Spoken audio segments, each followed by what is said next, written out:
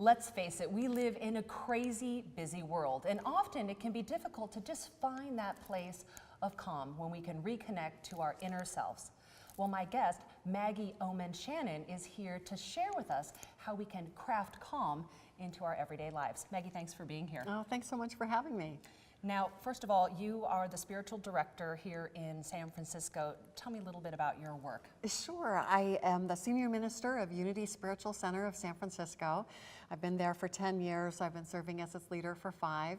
And I'm so excited to be there. It's a place that showed up on my radar screen before I even moved to San Francisco. One time on a visit, my brother drove me past, and I thought, when I move to San Francisco, I'm going to go to that church, little dreaming that I would eventually be the leader of that church.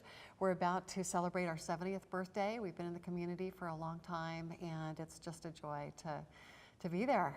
It's amazing how our future self can recognize where our path lies. It's so true. And I think of that quote by Hafiz, that the place where you are, God's circled on a map for you. And I really believe that about the church I'm at. Now, you've written many books, several of them about prayer, but the one that we're talking about today is Crafting Calm. Mm-hmm. What is Crafting Calm? Oh, what is crafting calm? It's a way of intentionally using crafts as a spiritual experience.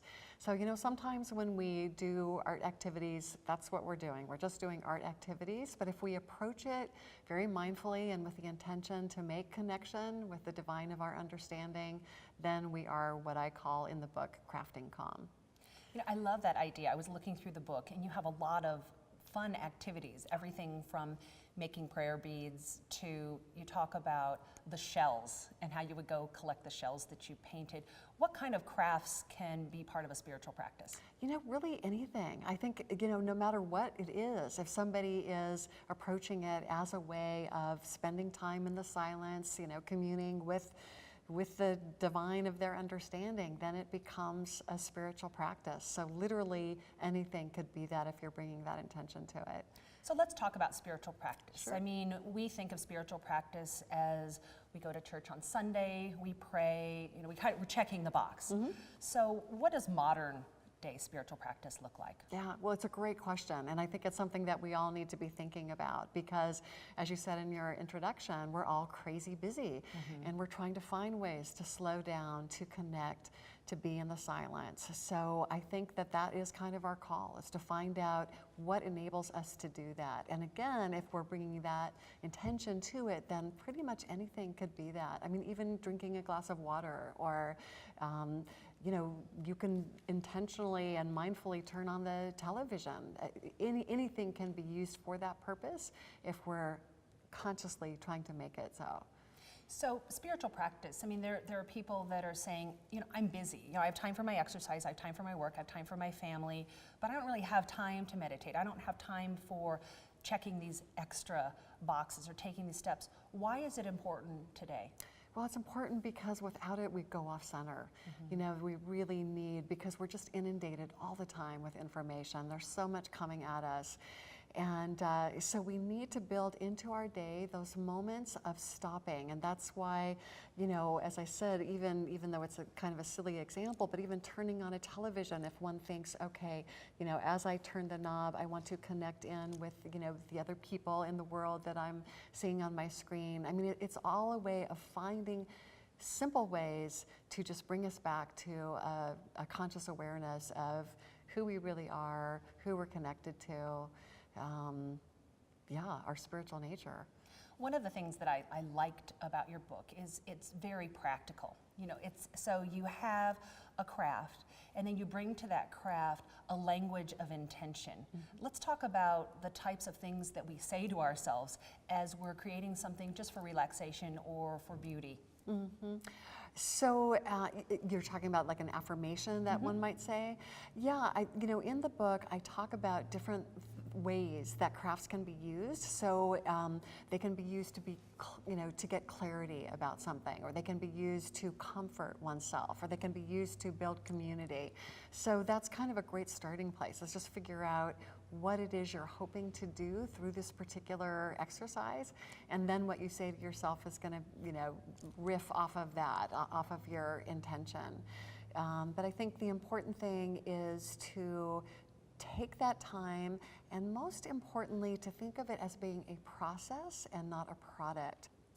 You talk about people who want to create something and then you start creating and the judgment set in. Right. This is not attractive, I'm not good at this, I don't know how to draw.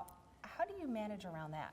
Yeah, I'm really hoping that this book will encourage people to know that they are creative, whether they think they are or not, whether they have a particular skill or not. Everybody is inherently creative. And the idea behind the book is that it's the process that's important and not the final product. So try to get out of judgment mode, try to relax and just lose yourself in the pure pleasure of the process. That's what Crafting Calm is all about. So what are some of the things that you can create? You know, anything, and I give 40 different possibilities in each of these books.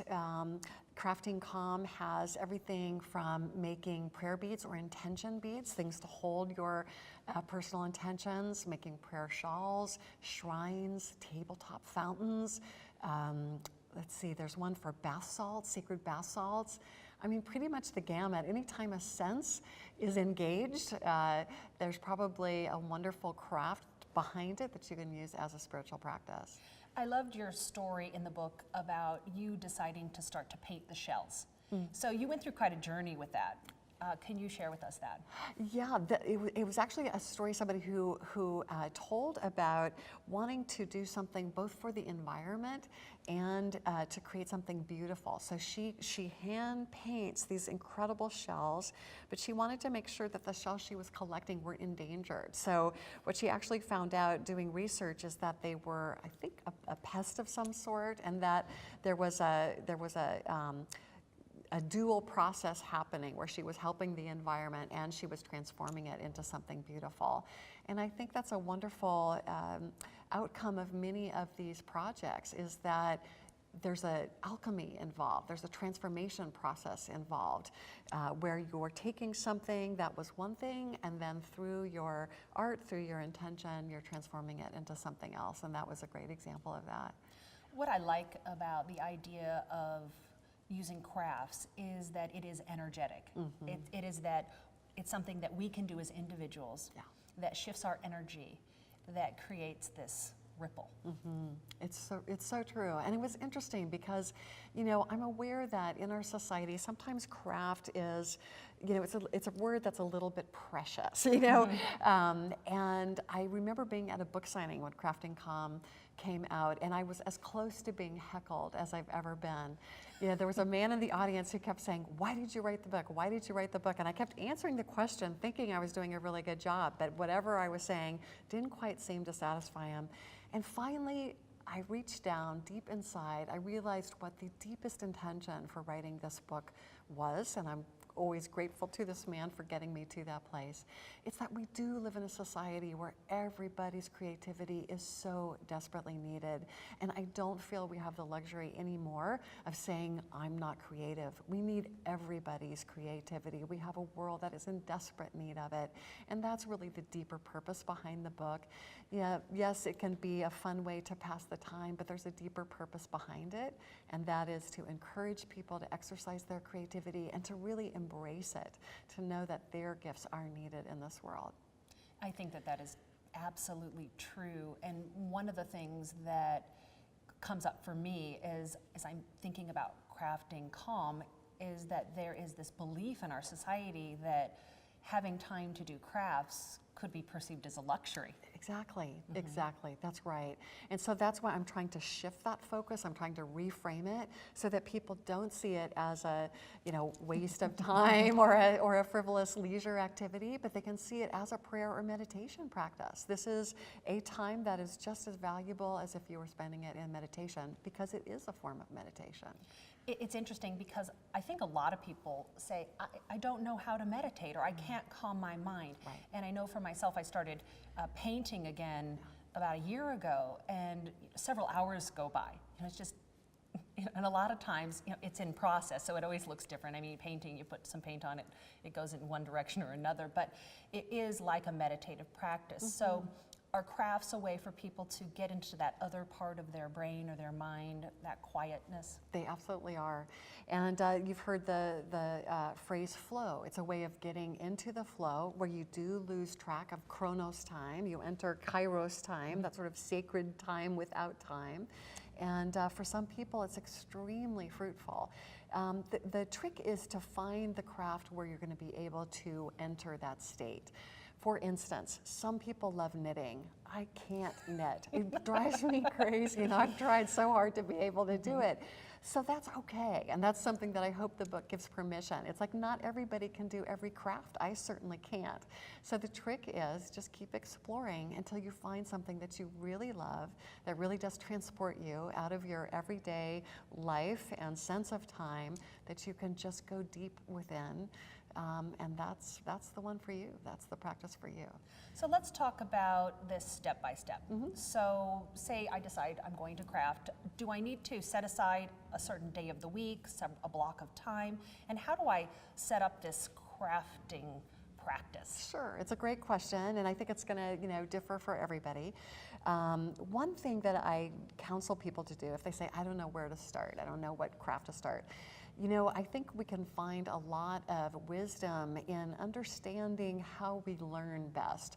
For some people, they're visual learners. I certainly am, so I'm going to be drawn more to crafts that involve sight. Some people learn best through touching things, so maybe they would want to use clay or finger paints or something that is tactile. Other people hear, that's how they take in information, so they might want to do a tabletop fountain or wind chimes, something that involves sound. So that's a great place to start, is how do you best learn?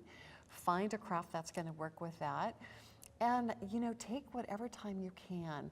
It's just like meditation. People think, oh, I don't have time to meditate because I don't have half an hour. And I would just say, well, then take 5 minutes. Organize the materials that you've got.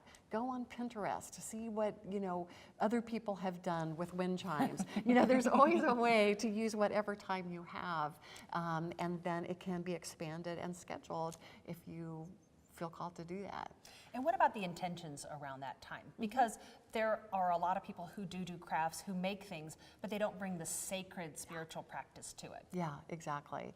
So, and that's all you need to do to make it a sacred practice. It's like Freud said, a cigar's sometimes just a cigar. I mean, sometimes craft is just craft. Right. But if you approach it as a sacred practice, if you approach it as a time to commune with the divine of your understanding, it does become that. So that's everything. Just start with the intention. Thank you so much. Very inspiring. Makes me want to run to Michael's. Wonderful. That's the hope. That's the hope. We need your gift. Thank you so much, Kristen.